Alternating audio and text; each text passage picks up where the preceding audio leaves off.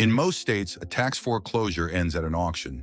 A house worth $200,000 sells to cover a $5,000 tax debt, and the fight is over who keeps the $195,000 left over. Oregon skips the fight because for decades, Oregon skipped the auction. After 3 years of unpaid property taxes, the county doesn't sell your house to the highest bidder. It sues you, wins a judgment in court, and when the clock runs out, title vests in the county itself. In plain words, the county becomes the owner. If a sale happens later, that's the county selling its own property for its own account. And the extra $195,000 was never a surplus owed to you. It was county revenue.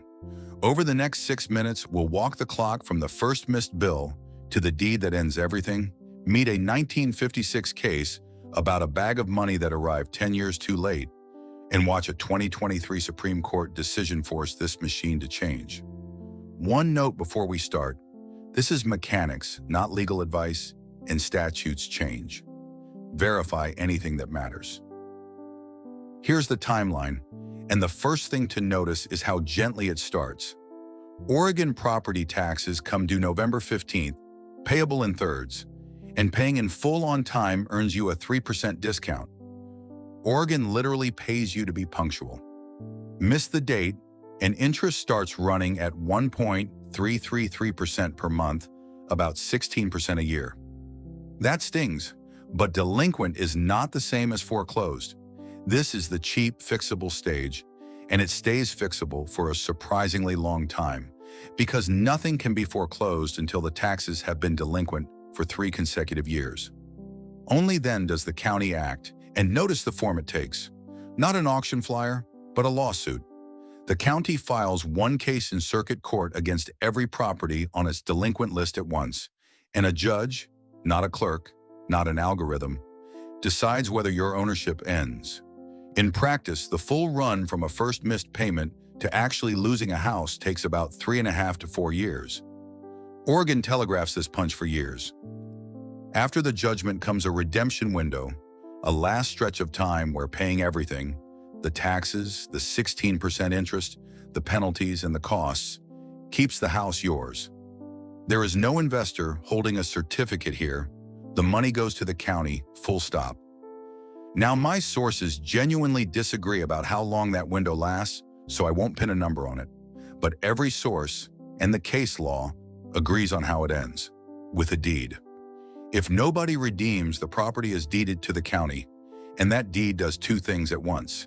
It makes the county the owner, and it terminates the right of redemption permanently.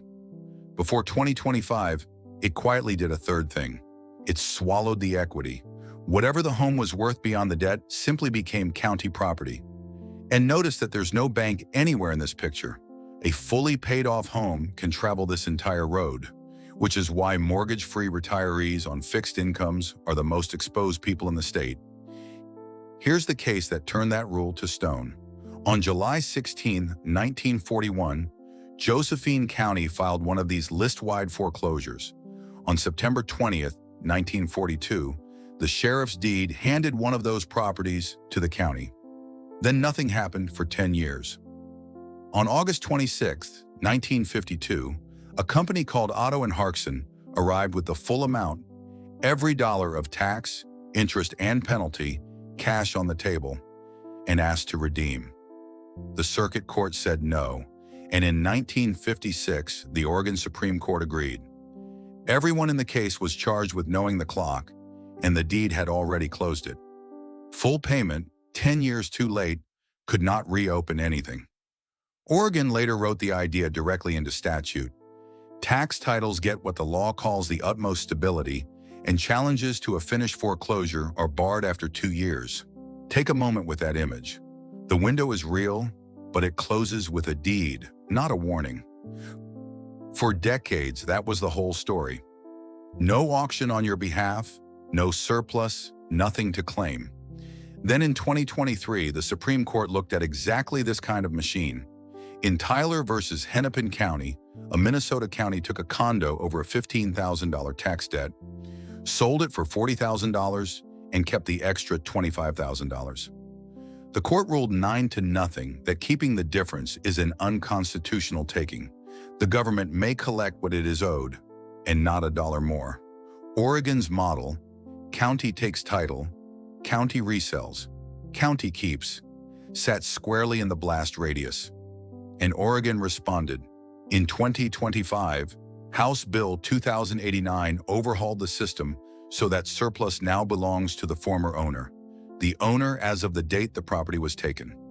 On our $200,000 house, that's roughly $195,000 that now points home instead of into the county budget. I'll be honest about the edge of the map, though.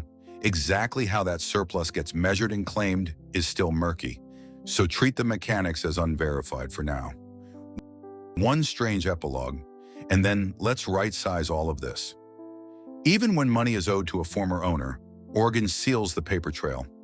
Unclaimed property records held by the government are closed to public inspection for 12 months, and for 24 months after the money moves to the state, which is precisely the window when a claim is easiest to make. And Oregon has no finder's fee industry at all, so nobody's out there hunting your money for you. So what can you actually control? Remember that this machine is slow on purpose. Years of notices, a court date, and a judge before anything is lost. And Oregon runs real prevention machinery. A senior and disabled deferral where the state pays the taxes and takes a lien if you apply by April 15th, plus an exemption for disabled veterans. So here's the whole state in one sentence. In Oregon, the ending isn't a gavel, it's a deed, and a deed closes like a door. None of this is legal advice. Check the current statutes before you act on any of it. Thanks for watching.